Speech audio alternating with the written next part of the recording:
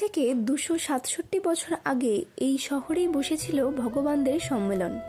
আজ শোভাবাজার রাজবাড়িতে সন্ধ্যায় জন্মাষ্টমীতে যে কুলদেবতার পুজো করবে সেই মূর্তির পেছনে লুকিয়ে আছে এক বিশাল ইতিহাস, যা তৈরি হয়েছিল চোখে ধুলো দেওয়ার মাধ্যমে। জানা যায় 1757 সালে ইস্ট ইন্ডিয়া কোম্পানির পলাশির যুদ্ধ জয়ের আনন্দে শহরে শুরু হয়েছিল বিখ্যাত শোভাবাজার রাজবাড়ির দুর্গাপুজো। এই পুজোর সময়ে 4 দিন ব্যাপী অনুষ্ঠানের আয়োজন করেছিলেন রাজা নবকৃষ্ণদেব। এই সময় সেখানে হয় ভগবানদের সম্মেলন। বাংলার সমস্ত রাজা এবং জমিদাররা তাদের কুলদেবতাকে রাজবাড়িতে নিয়ে এসে পুজো করালেন।